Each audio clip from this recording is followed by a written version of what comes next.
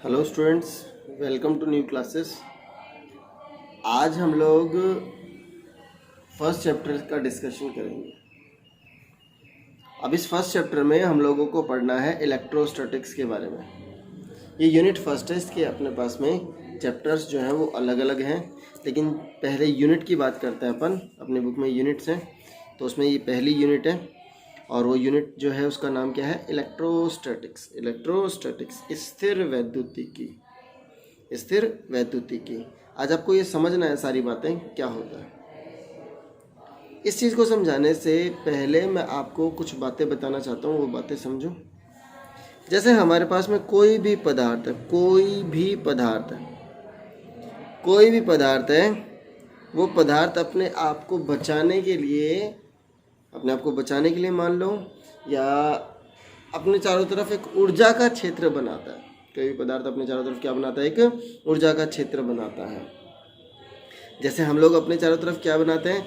घर बनाते हैं। पदार्थ क्या बनाता है? अपने चारों तरफ एक ऊर्जा का क्षेत्र बनाता है। और जो ऊर्जा का क्षेत्र बनाता है वो क्षेत्र 3 प्रकार के होते हैं। ऊर्जा के क्षेत्र क्या होते हैं? 3 प्रकार के। पहली चीज़ मैंने क्या बोली? कोई भी पदार्थ होता है अपने आप को बचाने के लिए एक ऊर्जा का क्षेत्र बनाता है अपने चारों तरफ। जैसे हम लोग अपने चारों तरफ क्या बनाते हैं? अपना घर। भाई हम जिस घर में रहते हैं हमको बचाता है, सर्दी गर्मी बरसात इन सब चीज़ों से बचाता है।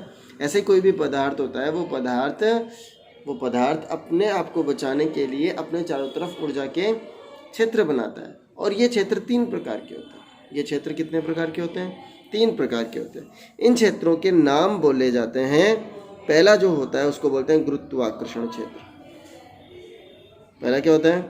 गुरुत्वाकर्षण क्षेत्र, जो कि हमने पहले पढ़ा भी है, 11th में पढ़ा है। कौन सा क्षेत्र है? गुरुत्वाकर्षण क्षेत्र। दूसरे क्षेत्र का नाम होता है, जिस क्षेत्र का नाम है विद्युत क्षेत्र। क्या नाम है?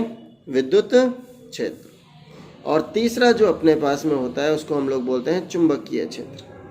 क्या बोलते हैं? चुंबकीय क्षेत्र। चुंबकीय क्षेत्र। तो कोई भी पदार्थ अपने चारों तरफ 3 प्रकार के ऊर्जा के क्षेत्र बनाता है: गुरुत्वाकर्षण क्षेत्र, विद्युत क्षेत्र और चुंबकीय क्षेत्र। अब होता यह है कि कई बार अपने पास में गुरुत्वाकर्षण क्षेत्र काम करता है, मान लीजिए विद्युत क्षेत्र काम नहीं करता। ऐसा क्यों होता है कि कुछ जगह पर, या हम कहें कि क्या ये हर पदार्थ में होते हैं या हर समय काम करते हैं? क्या ऐसी चीज़ है जो इन क्षेत्रों को हमें, या इन क्षेत्रों के बारे में हमें समझनी है? पहली चीज़, कोई भी हमने पदार्थ लिया, लोहे का पदार्थ लिया, वो लोहे का पदार्थ जो होता है, वो लोहे का पदार्थ जो हमारे पास में होता है, वो अपने चारों तरफ गुरुत्वाकर्षण क्षेत्र बना के रखता है। और वो गुरुत्वाकर्षण क्षेत्र उसके द्रव्यमान के कारण बनता है। किसके कारण बनता है? द्रव्यमान के कारण। ऐसे ही ये विद्युत क्षेत्र और चुंबकीय क्षेत्र भी होते हैं। ऐसे ही ये विद्युत क्षेत्र और चुंबकीय क्षेत्र भी होते हैं हर पदार्थ में ये विद्युत क्षेत्र और चुंबकीय क्षेत्र होते हैं। पर ये प्रभावी होते हैं या नहीं होते हैं, इनकी बात करनी है कि कब काम करेंगे कब काम नहीं करेंगे, इनकी बात करनी है अपने को। ठीक है ना भाई? जैसे गुरुत्वाकर्षण क्षेत्र तो द्रव्यमान के कारण होता है, ऐसे ही विद्युत क्षेत्र और चुंबकीय क्षेत्र भी हर पदार्थ में होते हैं। तो किसी ना किसी चीज़ के कारण होंगे, और ये जो हम नाम ले रहे हैं कि कौन सी चीज़ है जिसके कारण होंगे, उसको हम लोग बोलते हैं आवेश। ये दोनों किसके कारण होंगे? आवेश के कारण होंगे। ये वाला किसके कारण होगा? द्रव्यमान के कारण होगा। किसके कारण होगा?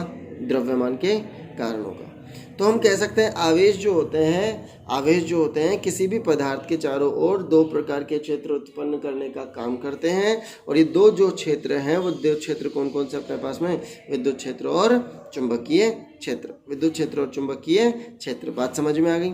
2 क्षेत्र कौन कौन से अपने पास में? विद्युत क्षेत्र और चुंबकीय क्षेत्र।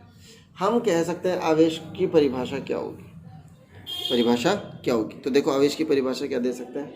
आवेश किसी भी पदार्थ का वह गुण है जिसके कारण विद्युत क्षेत्र और चुंबकीय क्षेत्र उत्पन्न होता है। अभी बात करेंगे हम विद्युत क्षेत्र और चुंबकीय क्षेत्र की क्या है, बिल्कुल डिटेल में। लेकिन पहली चीज़ है कि अपने को पता चलना चाहिए विद्युत क्षेत्र और चुंबकीय क्षेत्र किसके कारण उत्पन्न हो रहे हैं? आवेश के कारण।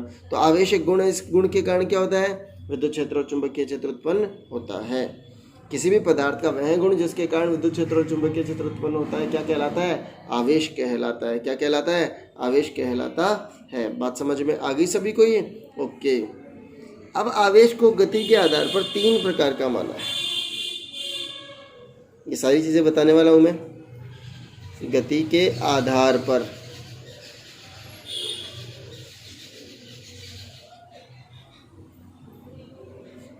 आवेशों के प्रकार। गति के आधार पर आवेश 3 प्रकार के होते हैं। पहले को बोलते हैं स्थिर आवेश।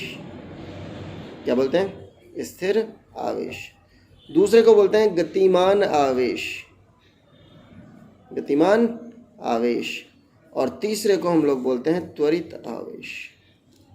त्वरित आवेश। अब ये विद्युत क्षेत्र और चुंबकीय क्षेत्र की बातें करने के लिए समझा रहा हूँ सारी चीजें। कितने प्रकार के आवेश हो गए गति के आधार पर? एक तो स्थिर आवेश हो गया जो स्थिर रहे, गतिमान आवेश जो एक समान वेग से गति करें, और त्वरित आवेश इसका मतलब क्या है? जिसके वेग में निरंतर वृद्धि होती रहे। निरंतर वृद्धि होती रहे। ओके भाई, थैंक यू।